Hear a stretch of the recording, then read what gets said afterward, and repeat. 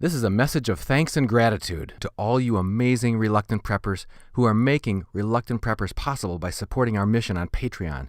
With your help, we're overcoming a 75% drop in YouTube earnings because you're not standing still, but are doing something about it and taking action by going to patreon.com/reluctantpreppers and pledging to keep us on the air. Now our team is 42 patrons strong and growing, and when we reach 100 patrons, we'll start sending out tokens of gratitude as a handwritten note from your host, Dunnigan Kaiser, and an autograph signed on a U.S. Silver Eagle to one of our patrons selected at random each and every month. If you haven't yet taken the step of joining in to support Reluctant Preppers, it's so easy. Just go to patreon.com/reluctantpreppers and pledge any amount you can. You guys are awesome, and we can do this together with your help at patreon.com/reluctantpreppers. Did you know you can buy silver at spot price? Get your 10-ounce bar of silver at spot price today. Go to sdbullion.com/rp.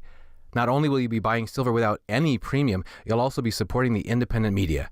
Reluctant Preppers gets a small commission when you take advantage of this special offer, going to sdbullion.com/rp. That's sdbullion.com/rp. As a responsible person with growing concerns for your privacy and personal liberty, you want to know where we're headed and what you can do about it. We ask the experts what you need to do to take prudent and responsible action to safeguard your family's wealth and well-being, and what basic first steps will help you to be aware and prepared. ReluctantPreppers.com.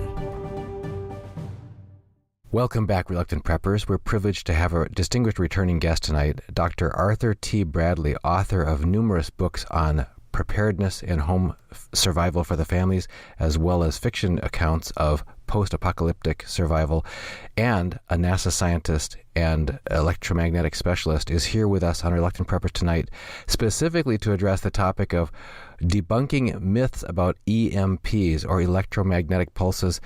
Dr. Bradley, thank you once again for joining us here again on Reluctant Preppers. Sure, thanks for having me on. Hey, you've been studying quite a bit about ways that people can practically prepare for an EMP. In fact, one of your interviews on our channel about be prepared for an EMP is one of the most popular videos with sustained interest.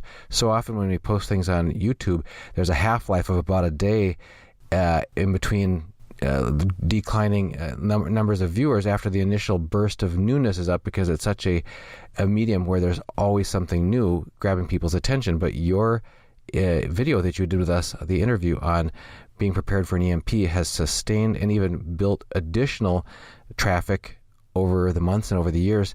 We're having you back to talk about what are some myths, because especially with all the saber rattling and talk about North Korea conflict and so on that's going on, there's been a lot of information flying around the internet about the danger, real or otherwise, of electromagnetic pulses. So could you give us a quick summary of why you're qualified to address this topic, and then secondly, what are these myths that you're seeing about there, and can we debunk some of those with your help tonight? Sure. So I have a PhD in electrical engineering, and I work for NASA, as you said. Now, I'm not representing NASA. I always have to tell people that, but that's my day job. I work in electronics for NASA. My background, I'm a certified electromagnetics interference engineer, one of a handful that work at NASA. And while my specialty is not electromagnetic pulse, I don't work in doing this kind of pulsing sort of things all day long. I do work with electromagnetic interference. In fact, I'm sort of the person called in that typically resolves problems that we have at the center relating to electromagnetics and noise and things like that. So I work in this area. I'm familiar with the general science behind it, and also the testing techniques and that sort of thing. And so what I've tried to do over the last probably few years is sort of clean out some of the things that are out there on the web and put some facts behind things. I've done some videos to show some tests and what works and what doesn't work, and tried to offer some advice and some products that I think might actually help people. That's sort of my purpose right now in terms of this EMP field. Sure. And as you've been exposed to lots of the information that is flying around the web about EMPs, there's more misconception than there is understanding out there. I have a bit of an advantage with a physics degree in my background, so I'm very familiar with how currents can be induced in conductors through moving magnetic fields. And it's interesting because it reminded me of one of the questions asked by one of the viewers is, are there only certain types of materials that can be affected by an electromagnetic pulse, and would a current or a voltage be set up in any material? And I think I can take that one as far as answering that it really does matter what the material is, and it's conductors we're talking about typically. And the analogy of why would an electromagnetic pulse cause a current to flow through a wire, the analogy that comes to my mind that always helps me is if you're sticking your hand out of the window of a moving car, everybody knows that feeling of the wind on your arm.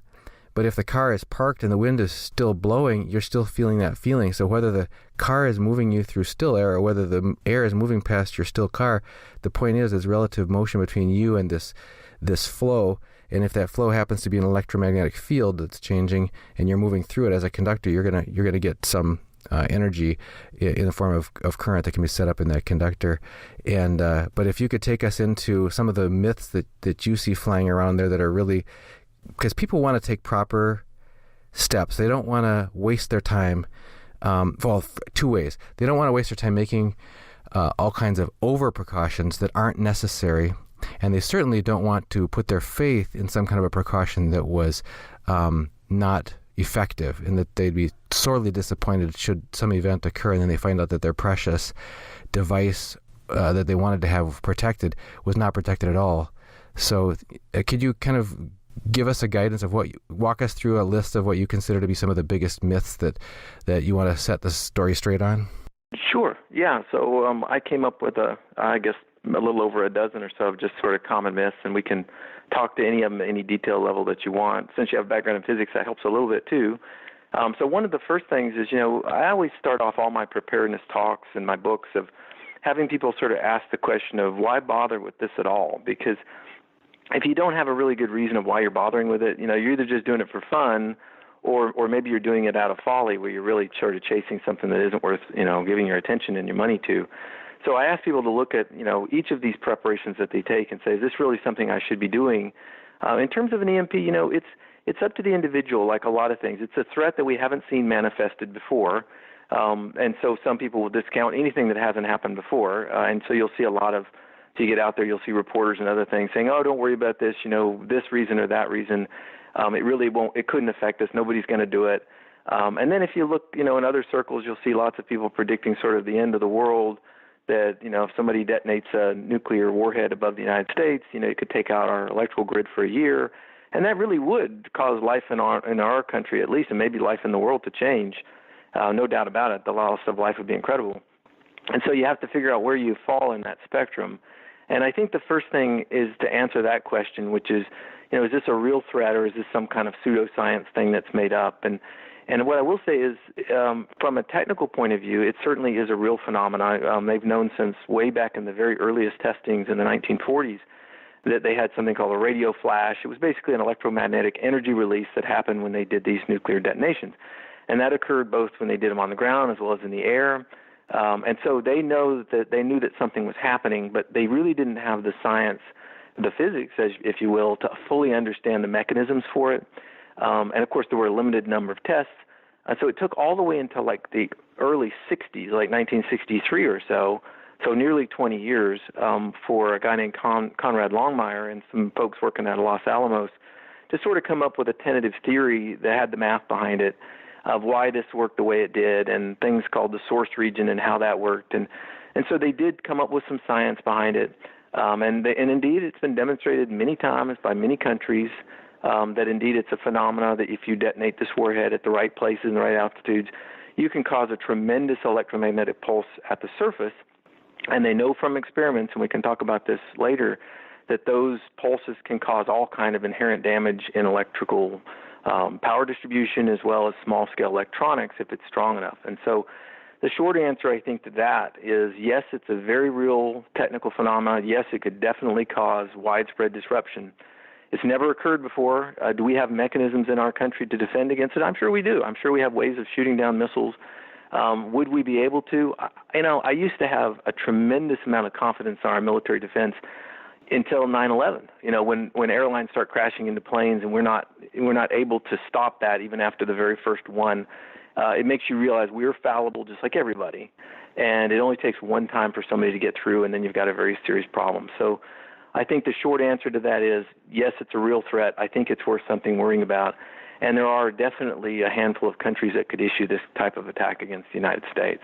And beyond could it happen, what are some other myths that come up? Yeah, so I'll skip the one about how serious it could be, because I think I just sort of covered that a little bit there. We'll talk about some details of some of the effects. One of the key concerns right now, of course, is North Korea. And I mean, I watch this daily. I watch the news wondering where that's going. And as we all know, if we've been paying attention, they just recently demonstrated a hydrogen bomb, which was 120 kiloton. And so the question that comes up is, well, what if they put that same hydrogen bomb and they launched it over the United States and detonated it? Would that be enough to cause the kind of EMP we're talking about? And I had to do some homework to really answer that, because most of the tests and the simulations are typically 1 to 2 megaton explosives, which is, on the order of maybe an order of magnitude larger than what they're showing. But what I discovered was that there were ways in which the bombs could be configured to release more levels of gamma radiation. And if you had more gamma ray release, you could cause a much stronger EMP with a smaller bomb. And so what I found, at least in terms of my research, was that it was in fact possible for even a 100 kiloton bomb to generate a very powerful EMP at the surface if the bomb had been designed specifically for that purpose. And there was an example that was back from, it's called Test 184, that the Russians did, and this was a long time ago, back in 1962. But they took a 300 kiloton bomb, which is a similar sort of bomb, and detonated it over Kazakhstan at the time, which was part of their region actually, but over a city, just to see what it would do. And it was not configured for those high-level gamma ray releases, but it still caused tremendous problems down on the ground, mostly through the large slow pulse that's released at the very end of it, the E3 pulse. It caught a power plant on fire. It destroyed a whole bunch of things, caused a lot of damage. And so it sort of showed that even for a relatively low, kilotonnage type of explosion, you could cause quite a bit of damage. And if it were optimized for it, you can imagine that you really could cause some significant trouble here on the ground. So I think the North Korea threat, while they have many other things in their arsenal that they could cause problems, I think the possibility of an EMP is real, because for one thing, it's one of those types of attacks where you don't have a city in flame, right? If you've bombed New York City, okay, it's game on, and within a few days, North Korea won't be a whole lot left in North Korea. But if you do something that's difficult for people to recognize, everybody's still alive and well, and there's just some malfunctioning happening, power's out, it's a different sort of reaction by the United States. People react differently to those sorts of things. So it's one of those weird attacks that a country might be able to actually pull off, cause tremendous damage to our infrastructure, and maybe even get away with it with little more than a slapped hand. So anyway, I do think it is a real potential threat from North Korea. I don't know if they have the ability yet to deploy that attack against us, but I do think it's something to be concerned about. What about the question of whether an EMP could be detonated from an airplane? Yeah, that question actually came up. I have a good friend who wrote a book, and in it there was an EMP, and in fact it was from North Korea, and he detonates a book. Detonates the bomb over the continent of the United States from a plane, and so I started thinking about it, and I thought, well, how possible is that? And there's really two things that work against that. The first is that there's a visual horizon issue. You have to have line of sight from the detonation. And so that means the higher up you go, the more line of sight you have. And so you typically want to be, a couple hundred miles into the air to get maximum coverage. And so the lower you get down, and you're talking about planes typically fly at about 36,000 feet, even U-2s only fly at 70,000 feet, which is about 13 miles. So if you start mapping those numbers, you end up getting a much smaller area of effect on the ground, perhaps only 100 miles or a couple 100-mile radius, certainly not the continental United States. And so the area of effect could be limited. You could detonate one, but the area of effect would certainly be limited by the line of sight. And the other thing is there's this thing called the source region, which is the area in which the gamma rays interact with the air molecules essentially and create these free electrons, which then propagate down, vibrate, disturb the magnetic field lines and cause this perturbation at the Earth. And you're actually just at the very bottom of the source region if you start detonating things at like 12 miles or so. So you're not going to get that same sort of magnitude of effect either. And so the short answer of it is yes, you would create an EMP if you detonated one from an airplane. In fact, you can detonate a bomb on the ground and generate an EMP, but you wouldn't get the widespread coverage, and you probably wouldn't get the strength of the field either. So I don't think it's probably a viable attack method to do it from an airplane. And a lot of people have asked about the nature of things that will be affected by the blast. We talked a little bit about before, is it only conductive things, etc. People are asking about, what about electronic devices, electrical or electronic devices, but they're powered off? Does powering things off somehow protect them from an EMP? Yeah, it does. In fact, it doesn't fully protect them, but certainly all of the studies that I have seen, and it's logical as well, is that if something is unpowered, you have to put some type of energy into the system to cause damage. And if you're already operating, you've already got some inherent energy and current flow in the system. And by adding more, you're pushing towards those upper limits that much easier. And so it certainly is true, for example, with automobiles, I showed with testing that, if the vehicle is running and everything is powered, it's much more susceptible than if everything is off. With that said, there's absolutely no guarantee that if equipment is off that it wouldn't be damaged. Certainly from the conducted pulse that gets generated after the EMP, maybe seconds later, that is a very high current, high voltage pulse that can force its way into electronics and cause all kinds of damage. So the short answer of it is, yeah, being off is certainly better than being on, but there's no guarantee if the device is off that it couldn't be damaged either. People asked in your search for questions or for myths, whether people would be in personal danger of an EMP pulse if they were touching something metal or conductive. Right. Yeah. So that's one of those. There's a couple that are really just sort of troubling but somewhat entertaining, and this was one of them.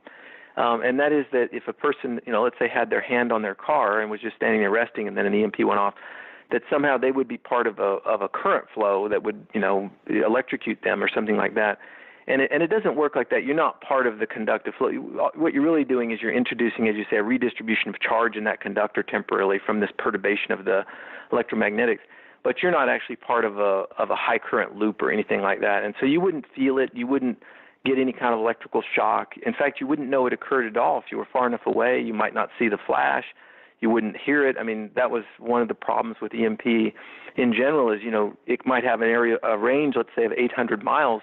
800 miles away, you're not going to see it, and certainly if it's not if it's daytime, and all you would know is that things maybe didn't work anymore. Power went out, and maybe some things your car might not start, and things like that. But nobody would be in danger in terms of being electrocuted or shocked or anything like that. The extensiveness of the impact on vehicles was another question that you addressed, such as, will all cars immediately just stop on the road, and will all trucks coast to a halt, and will all airplanes just fall from the sky?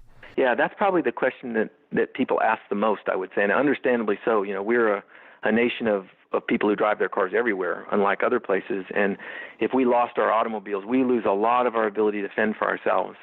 And the answer is a little bit complicated. So automobiles are these sort of freestanding electronic things, right? They have all kind of computers in them, perhaps several hundred computers in them, and they have lots of little wires running all the way. Some of them, meters and meters long, and so they certainly have the ability, the length of those wires and so forth is certainly long enough to take in RF energy and perhaps damage those computers.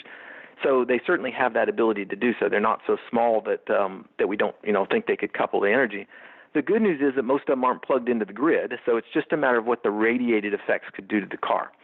And so, as you know, I'm sure that there was an EMP commission that was sort of brought on to look at some of these various questions, and they did look at cars to some degree.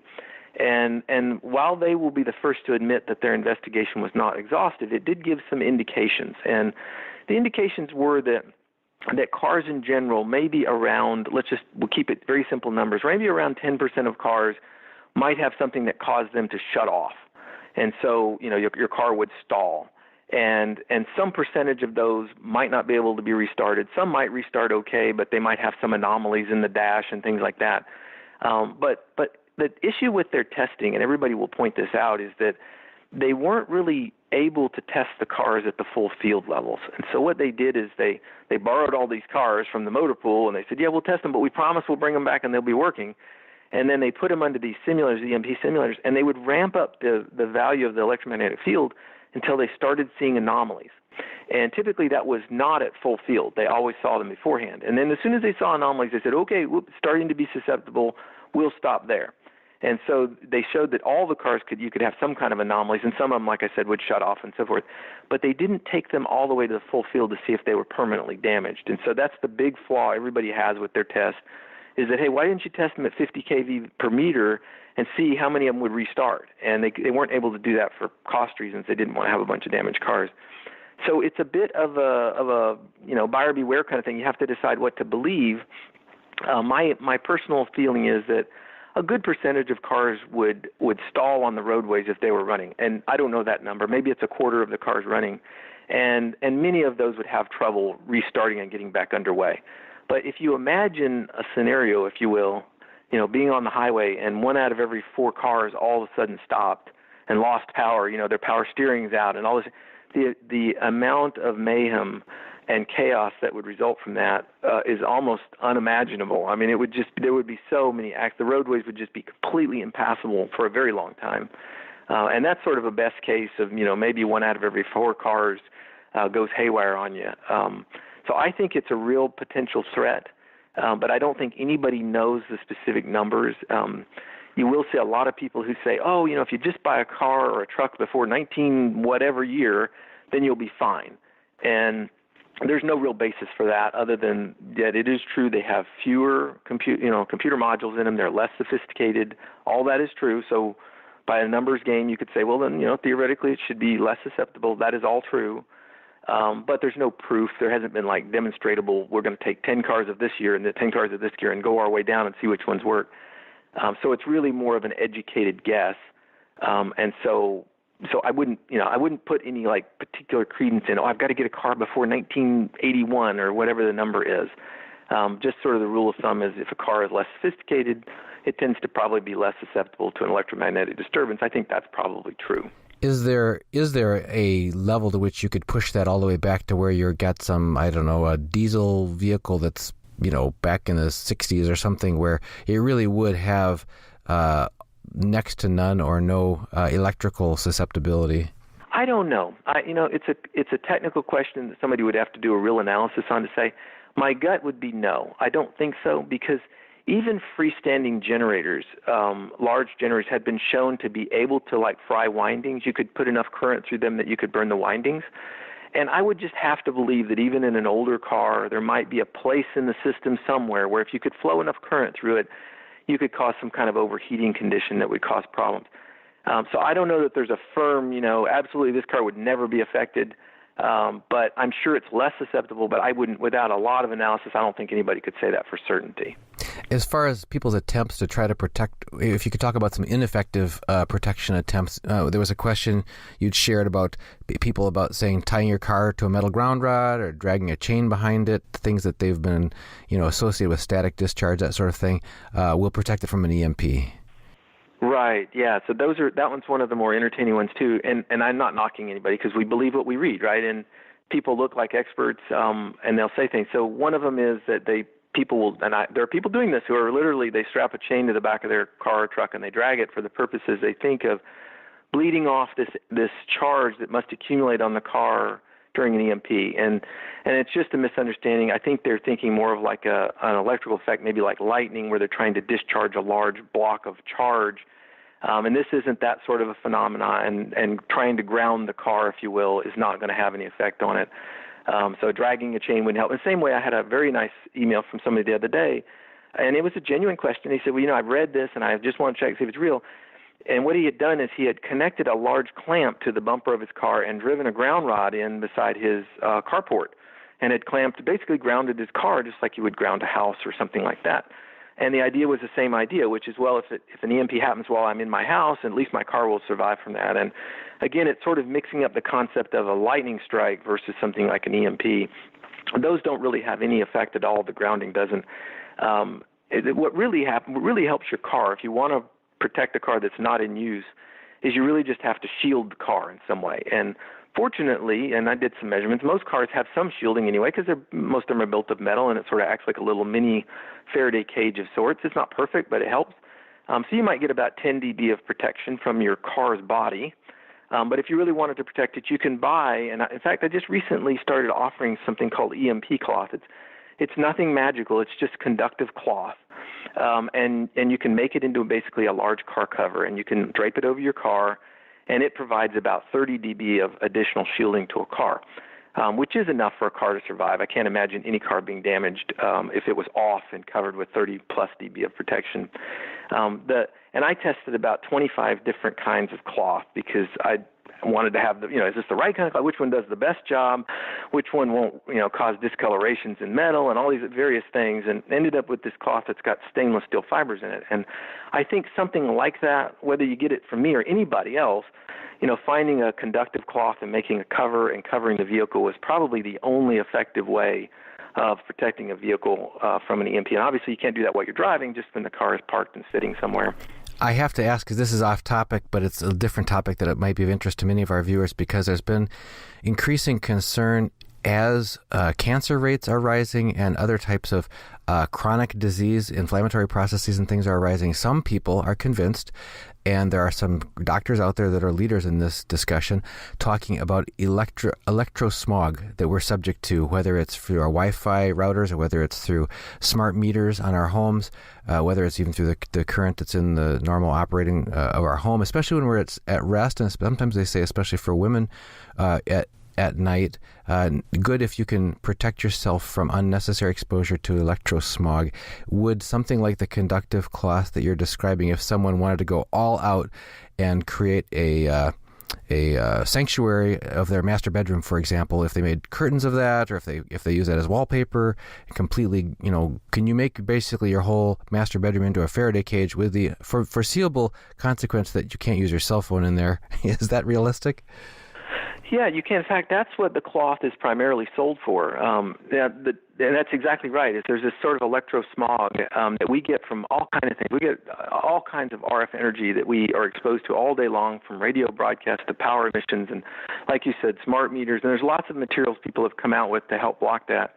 And some are more suited, like there's some that are very sort of thin and that you can drape over your bed. It's almost like a little, like a little netting type material. And then there are others that are made more for like a curtain type material. All of those, I think, are fairly effective at shielding. And they do different, you have to sort of look at what frequency bands they're for. But in general, that's what they're for, is to try and reduce this smog that we're exposed to. Now, the actual effects, the health effects, are sort of beyond my expertise.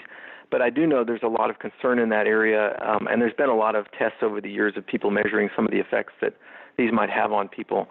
So it's certainly realistic. You can look out there for conductive cloth and find some for that particular application. You're not fully building a Faraday cage in a sense, because you're not wrapping yourself 360 with it. You're typically draping it over yourself or covering a wall or something like that to reduce the source. If you know where the source is, you're trying to sort of block the source with that conductive layer. But you could do any. I have built entire rooms that were Faraday cages before. It just takes a lot of effort, because you got to do sort of all of the walls and the ceiling and the floor as well. But it certainly is an application of conductive cloth. What about the question about the scale and size of devices, whether that makes any difference? People questioning whether small devices like a cell phone or a radio won't be damaged. Maybe it's only big things like the power grid. Yeah. So it's a good question, actually, because certainly RF energy, high-frequency RF energy, couples better into, things that are long enough compared to its wavelength, right? So now an EMP is a complicated wave, right? It has these multi-pulses in time, but if you can break it down into these spectral components, and as long as you block the highest spectral components and the lowest spectral components, you can effectively block the pulse as a whole. But if you have, let's say, conductors that are, near the wavelength of any of those potential energy frequencies, if you will, then it can couple the energy into your device. And if you look at it, even small devices like a cell phone have the possibility, if they have traces that are a few inches, they have the possibility of taking in some of that energy fairly efficiently. In general, small devices are much less susceptible to an EMP than larger devices, because most of the energy is in lower frequencies and it doesn't couple into those devices very well. But with that said, the problem with cell phones and radios is that they have antennas on them, and they're meant to pull in that energy. They're designed specifically to pull in that energy. And so what happens is, even though they're very, very small, cell phones operate from 900 to about 2.1 gigahertz or so. that's right in the range of the EMP pulse, and so you end up being able to pull the energy into the antenna. And same way with two-ray radios, you can pull the energy, or the ham radios. And so even though they're small many times, they're really like ideal. They're like just out there looking for the energy, and so you can damage them, in fact, with a pulse. What about batteries? Batteries are a big deal to preparedness-minded folks. A lot of us are wanting to be less sensitive to the grid interruptions. In fact, I just remembered the last time we had you on, we were in the middle of a lightning storm and thunderstorm here, and right in the middle of our interview, I had to take a break and run downstairs because there was an alarm going off, and it was all of our battery backup, uninterruptible power supplies for our large tower computers, as well as our water-powered sump pump kicked in and all this stuff, and we had lost house power and rode right through it with our interview. But batteries are what carried us through to a large extent, and a lot of preparedness-minded folks store up batteries, in fact, lots of batteries, because they want to make sure that they'll have electrical power in the case of a grid failure. So what about batteries in the case of an EMP? Right. So this was another one that you'll see both answers sort of out on the web. And there's really no mechanism that I can understand where conventional electrochemical batteries like alkaline batteries or car battery, gel cell batteries, those type of things could take any damage from an EMP. There's just not really a way I could see that happening. So I tell people, and I think all of the experts I've ever read tell people that batteries as a whole don't need to be protected. You don't need to put them in your Faraday cage or anything like that. Now, with that said, if they're part of a circuit where they've been wired into something like, let's say, a solar panel system or something like that, they become part of the problem in essence. They become part of that conductive path. But just freestanding batteries, your AA's and your things that are sitting without anything connected to them, I think they're perfectly safe through an EMP. The only exception, I have one little caveat to that, and that's that some of these modern batteries, like lithium-ion batteries, that go in like laptop computers, for example, they have built-in circuitry in the battery housing itself. They have voltage converters and charge monitors and temperature sensors, all that sort of built in for safety reasons and to do the voltage conversions. And those circuits, in fact, could be damaged. And so the only ones I would say, sort of the caveat to it, is those sort of smart batteries, if you will, I think do have a possibility of being damaged. All right. And in that discussion, you briefly mentioned solar systems, and that was another recurring question under the viewer-submitted questions. People are concerned. They want to be independent. They want to be self-reliant. They want to get off-grid. And the idea is, if I'm off-grid, I'm independent, nothing can affect me. But can an EMP damage freestanding, non-grid connected solar systems? Right. And so to answer that question, I reached out to a company that was known as SolarArc. I think they're out of business now, but they made an entire business, in fact, of making EMP-proof solar generation systems. So they knew they did EMP testing. They did some of the real details. And I called up the president of that company and spoke with him at some length to find out first of all, did he know what he was talking about, or was this just marketing stuff? And in fact, he seemed to know. He knew the levels for an EMP, he knew what kind of tests had to be set up. And so in general, I take his advice as sort of the most practical advice I have. And his advice was this. He said that when he had small freestanding solar panels, things that were not connected to anything, in other words, they're just sitting in your garage, that those by and large survived the EMP radiated pulse. He couldn't guarantee that they would, but he said by and large they survived. As soon as they were connected up to any cabling like the charge controller and all that kind of stuff, they were damaged when he tested them with an EMP. They, in fact, took damage. Certainly the charge controllers did, but so did the panels, in fact. So what the company did is they went, and it was all very proprietary, but you can imagine they had pictures so you could kind of tell. They used ferrites on the power feeds going between the panels and the charge controller and over to the batteries as well. And ferrites are really just, a ferromagnetic material that you clip around the power feed that prevents the sudden change of current on those wires. They just sort of build up a magnetic field that doesn't want to change quickly. And so they suppress these pulses to some degree. And I suspect they had some other things inside of their charge controller itself. They probably had like maybe some TVSs or some kind of metal oxide varistors or some kind of things that would help clamp a pulse that might come in to sort of make it very EMP-proof. But the short answer, I think, is that solar systems in general were proven to be susceptible to an EMP, less so if it's not connected and operational, which would make sense to me. I think there are reasonable ways of protecting it. If you have a solar panel that's fully operational, like it's outside in your yard or on your roof, I think the best you could do, obviously you have to have it exposed to the sun, so you're not going to cover it.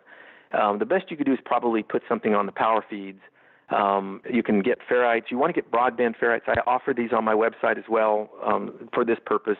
But you can look for yourself and look around for ferrites that go onto the power feeds to help suppress those transients.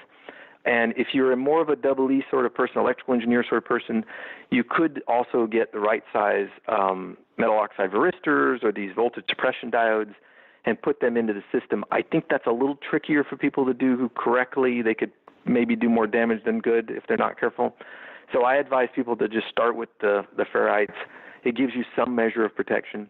If you're not using the system at all, like you just got it, as a backup emergency system, a lot of people do, I would recommend that you either store it in a Faraday cage. If it's too big for that, get some of the EMP cloth or make your own Faraday cage. And if you get the cloth, you can wrap up the panels. It's very simple, and then unwrap them whenever you need them. Same way with the charge controller, either store it in a Faraday cage or wrap it up in some EMT cloth to give it some protection. So that's sort of my advice in terms of solar generation systems. The question also you suggested was some myths have been out there about whether or not anyone with a pacemaker, a heart pacemaker, would immediately die in the case of an EMP. Yeah, and I do not have a firm answer on that. I've written a couple of experts who have written in the area of pacemaker susceptibilities. And I don't have a pacemaker, so I'm not speaking from firsthand experience, but I understand their operation. And I guess there's in general two different types. And the newer ones typically are called bipolar. I think the other ones were unipolar. And the bipolar ones are much less susceptible to electromagnetic interference, and there's various reasons for that. It's the way in which the technology is done. And so the advice that I saw on the web was that modern bipolar pacemakers might take easily 900 volts internal to them without having any malfunction. And then even if they did exceed that, they would typically just power off. They had emergency systems in there that would just shut the thing off prior to damage.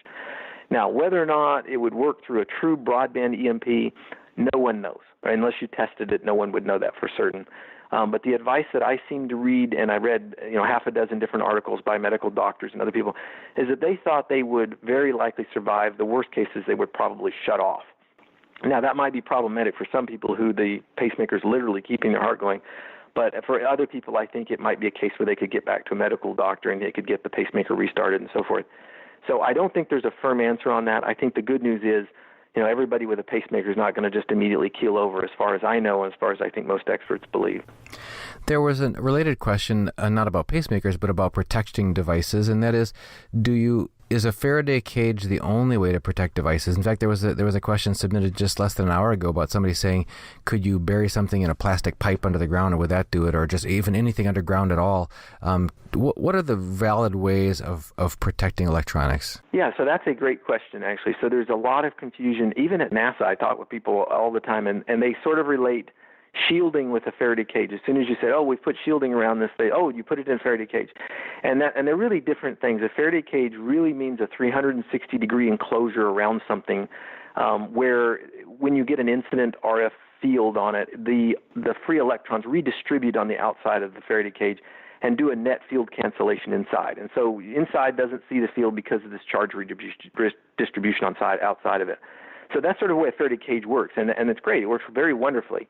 But there are other ways of shielding, and the most obvious way is just putting something conductive between the transmitter and the receiver. If you took a large curtain of metal, like one of these EMP cloths, and you had an antenna that was broadcasting energy, and you just held the curtain in front of the antenna, everything downstream would get much smaller signals. And you'd go, well, why is that? I'm not putting them in a Faraday cage.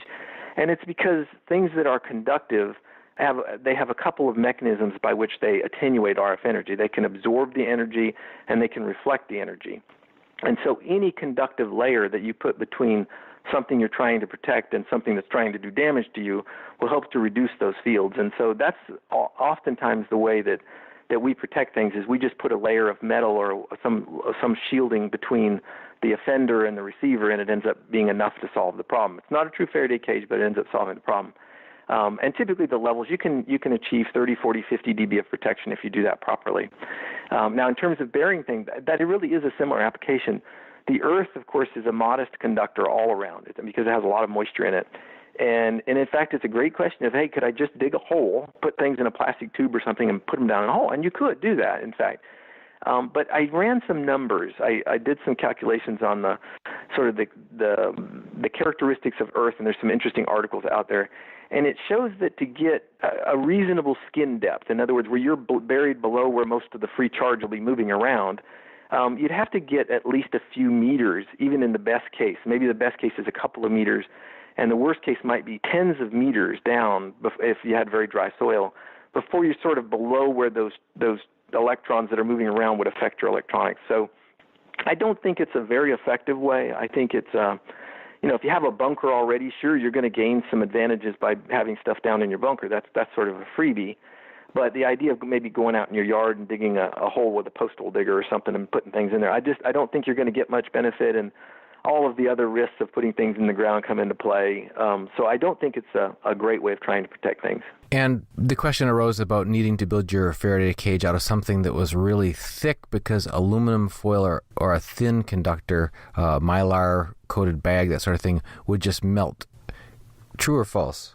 Well, that's my favorite of all of them, in fact, because I read that and I thought, well, that's crazy. My first reaction was, that's crazy. And then I started thinking, well, why is that crazy? Is it just because it's crazy because I think it's crazy, or is it really crazy?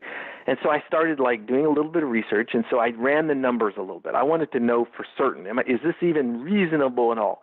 And so if you look at the total energy density of an EMP, and you can look at that, people have run calculations, it's really only on the order of about 0.1 joules per square meter, which is not a lot of energy. Now, it's generated essentially very, very fast in nanoseconds kinds of time. The peak only lasts very, very brief. But by knowing that amount, you can start looking and you can say, all right, well, let's say I had a sheet of aluminum that was 1 meter square, like a piece of aluminum foil. And you look at the specific heat capacity of that aluminum, and it takes about 0.9 joules per gram per degree C. So in other words, every 0.9 joules I put into a gram of aluminum will raise its temperature by a degree C. And so if you look at that and you say, all right, how much does this little square of aluminum foil weigh? So I made a 1 meter square and weighed it on my scale. It's about 40 grams. And I said, okay, 0.9 times 40 grams is about 36 joules. I need to put 36 joules of energy into a 1 meter sheet of aluminum foil to get it 1 degree hotter. And so the bottom line is, if I'm only putting 0.1 joules per square meter and I need 36 joules per square meter just to raise the temperature a degree, I'm not going to have any temperature effect on the aluminum foil whatsoever. And so the idea that you're going to suddenly melt the metal, there's so much energy that you're going to start melting metal, really is absurd. I can confirm that that's absurd. Nobody's going to melt any metal from the EMP. So there really is a big difference. And in the analogy I was making in the beginning of sticking your arm out the window of a moving car through a moving field, that kind of thing, moving conductor through an electromagnetic field, was more what people may be familiar with when it comes time to how electric generators work with conductors moving through a magnetic field or vice versa, that kind of thing. But you're talking about something quite different here when you're talking about nanosecond bursts of energy and how they couple in depending on the geometries of the conductors, that sort of thing. Maybe if you could just take a brief second to just to help people understand, kind of in layman's terms, what is so different about an EMP, say, because they've seen lightning protection systems where lightning went through something and it melted the heck out of something because there was so much heat was developed with this huge current that has to flow in a very short period of time. Right. Yeah. Right. So, it's a very different phenomena, right? So lightning is really an electrical breakdown phenomena where you have a very large potential built between, if you want to think about it, sort of two plates, right? The Earth is one plate and the cloud structure is another plate. And you generate, megavolts of difference between these two plates, and you end up breaking down the air and causing vast amounts of current to flow down through this conductive path once you've created this breakdown. And if anything is in the way of that path of current flow, it in fact does get very, very hot very quickly and can melt, and so you see trees burned and other things damaged by electrical lightning strikes. But it really is the discharge of a vast amount of energy, and it's also quite brief. It's not as brief as an EMP, but it's different in the sense that you're taking a huge body of essentially free charge and transferring it from one plate to the other, and that has to go through whatever it is you're transferring through, and so you're going to end up with some heating effect from that. It's a little different than this RF sort of electromagnetic perturbation, which is what the EMP is doing. We're not doing an electrical breakdown phenomena with the EMP at all. The next one was about what materials are effective. We just said that, okay, maybe aluminum foil could be effective, potentially. What about chicken wire? Yeah, so I went out on YouTube and I see a lot of posts about, let's build our Faraday cage out of chicken wire. And my first reaction was, well, that's probably not going to be very effective. But again, it's one of those questions that you just have to test to be, if you're going to debunk something, you want to run the test. And so what I did is I did a video, in fact, on YouTube where I build a Faraday cage out of aluminum foil. It's just a very simple aluminum, box with aluminum foil around it. And then I do the exact same box, the exact same measurements, but with standard 1-inch chicken wire. And I bought it at Lowe's and built it up. And people can go and watch that test themselves. And basically what you see is that as you test at high frequencies, the holes, of course, in the chicken wire allow the RF energy to come in fairly efficiently. And so what happens is that I think I tested at 100 megahertz, which is not that high. And so at 100 megahertz, the chicken wire Faraday cage only gives you about 20 dB of protection. You can actually see the signal come up through it. The spectrum analyzer is inside the box, and it's visible, so you can watch it come up. Whereas when you have it with the aluminum foil wrapped around it, it drops so small. It's at least 50 dB. It drops so small that it falls into the noise floor, and you can't see the signal at all. And so the message is pretty straightforward, which is if you're going to build a Faraday cage against an EMP, which is a broadband event that goes all the way up to a gigahertz, you really want a solid conductor or a very fine meshed conductor. No hole on the conductor should be larger than a millimeter. And so that's about the thickness of a dime. And so if you have a really fine mesh, it will do fine. But if you have something like chicken wire, as you get up higher in frequency, it's just not going to do very well shielding, and so I don't recommend that. Now, you are the author of a book, Disaster Preparedness for EMP Attacks and Solar Storms. In the solar storms part of the question, what myths are out there that need to be set straight as far as what's different about, is anything that will protect you against an EMP also going to protect you against a solar storm and vice versa? Yeah, so there is some overlap, and I've tried over the last few years to sort of get people in the right camps about this. There's certainly a solar storm or a solar event could cause big problems on the Earth. The biggest threat it really causes, though, is to our electrical grid, because solar storms cause these geomagnetic disturbances in the Earth's magnetic field lines, and they couple into very large, long conductors, things like power lines, that go from state to state, or buried underground transmission lines, and things like that. Oil and gas pipes and things like that. Very long conductors are what build up these currents that can cause damage. And then those currents flow in through the control systems or through the transformers and cause major problems. And so the idea is that if you had a large coronal mass emission from the sun, it could cause a big disturbance here at the Earth and, in fact, take down the electrical grid. And I think it's a real threat. I think it's something that even the electrical industry has recognized as a threat. We have satellites that watch this sun, so we know when these coronal mass emissions happen. They don't flow at the speed of light. They're not like flares, which basically by the time they hit the Earth is the same time you know it, that they just happen. But these CMEs you can see coming. They usually know about a day ahead of time. It's coming our way.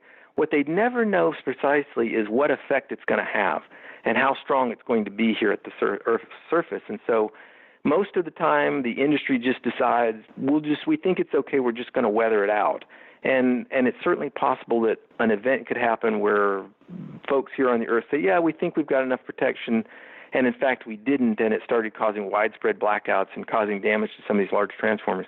I think that's a very real threat, and it's similar to an EMP in the sense that they both could take out the electrical grid. The difference is there really is no very high frequency pulse that comes from the sun. So you don't have this E1 event. You don't have these things that would couple into like cell phones or cars. Cars will never be damaged by a solar storm of any sort. It's only those things that are attached to those very long conductors that get affected. And so I always tell people, if you're putting things in a Faraday cage to protect from a solar storm, you really don't understand what you're protecting against, because, again, those things are not susceptible. It's the things that are plugged into the electrical grid that are susceptible, and you're not putting those in the cage anyway. So there is a difference in terms of the threat, but there's also a bit of overlap between them as well. A related question someone asked was, could you protect your house by having the power come into your house through a industrial-sized transformer? Is there anything you can do? And that sounds like it might have more to do with the pulses coming over the grid than something like an EMP, because an EMP, right, is going to affect everything no matter where it's located, not only things that are connected to the house. But could you talk to that basic question? Is there any hope that people have, either for a solar storm or a lightning event or EMP, of putting a large transformer on the line coming into their house? Yeah, so lightning has its own set of protections, which is typically the best way to protect against lightning is to have some kind of arrestor that when that energy hits the home, it gets sink down into the earth. And so there's a rod buried beside the house that's tied to the point that's most likely to hit and so forth. But in terms of an EMP and a solar storm, the big threat to a home, certainly from an EMP, you can get energy into the home even if you weren't connected to the grid. So you could still cause things to be damaged. But a big threat is certainly through the conducted pulse that would come in through the power lines. And I do believe it's possible to have some level of protection from that. I don't know that transform would be the way to do it, but you could certainly have some level of protection, maybe with some type of fusing or breakering, especially if you could get something that went fairly quickly. Because remember, it's not the E1 that's going to get on the power lines and cause this big surge of current. It's really the E3, this latent pulse, this thing that could stretch out for 20, 30, 40 seconds, right? Many seconds.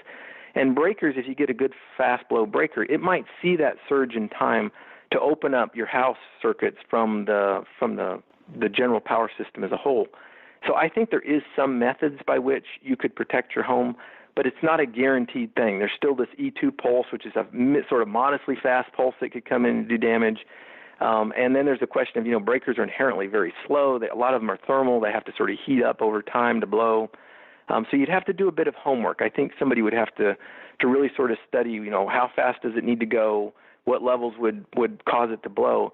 And you don't want it to be too susceptible because we get transient surges all the time on our power grid, and we don't want our house, kicking off all the time and everything in the house resetting every time something happens to the power grid.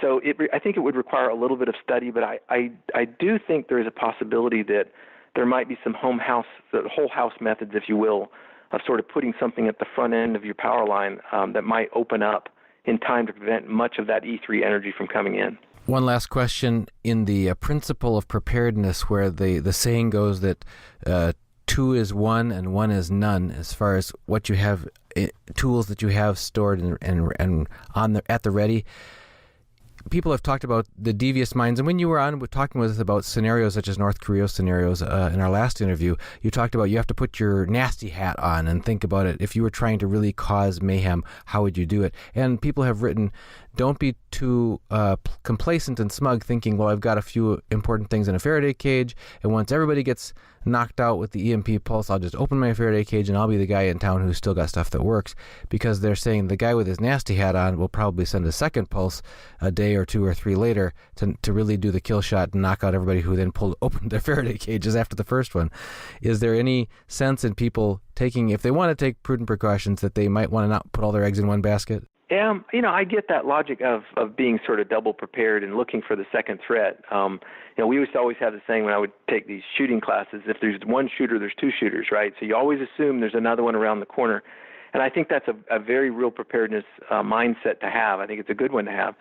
In terms of an EMP, though, my thought is this. If a rogue nation, let's say North Korea, detonated an EMP, the vast majority of the effect would be felt from the first EMP, and the return on their investment of trying to get another one employed without getting it shot down and all of that would be much, much smaller from a second EMP. The military systems that survived the first one would still survive the second one, and on and on. And so while, yes, theoretically they could get, some of the people who were prepared now get some of their equipment, the grid might already be down. I just don't think there's enough return on to think that would be their second punch. I think that a really devious, nasty person would strike with the EMP and then strike with something else different, because you always want somebody to look one way when you're going the other way, right? And that's the way I really think North Korea has the ability to do that sort of 1-2 thing, get everybody looking at one threat and then come in with a second threat when you're not paying attention to it. Dr. Bradley, for those who want to find out more of your work, where's the best place for them to start? Yeah, so I would recommend they just go to my website first, which is disasterpreparer.com. They can also just search Arthur Bradley Disaster on the web, and I'm sure I'll pop up. I have lots of books on Amazon and stuff like that. In particular, if they're looking for products to protect against an EMP, they can go to that disasterpreparer.com, and they'll find there's some EMP cloth and some ferrites, and my book is on there as well, and some EMP bags, which are great for sort of really quick storing of items in Faraday cages. Well, we have been speaking with Dr. Arthur T. Bradley. He is a NASA engineer and scientist. He is a specialist on electromagnetic interference. He's been with us here following up on his previous talk, which you can find in our archives, people, under how to prepare for an EMP. This talk, EMP Myths Debunked. Dr. Bradley, thank you so much for joining us here again on Reluctant Preppers. Thank you for having me.